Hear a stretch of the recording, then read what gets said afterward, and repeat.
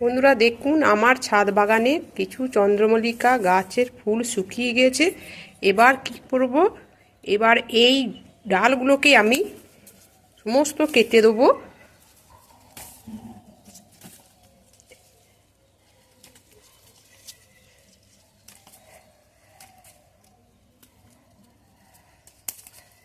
এইভাবে সমস্ত ফুলগুলো এবার কেটে দিয়ে বন্ধুরা আমি কিন্তু এইগুলো সব কম্পোস্ট বিনে দিয়ে দেবো।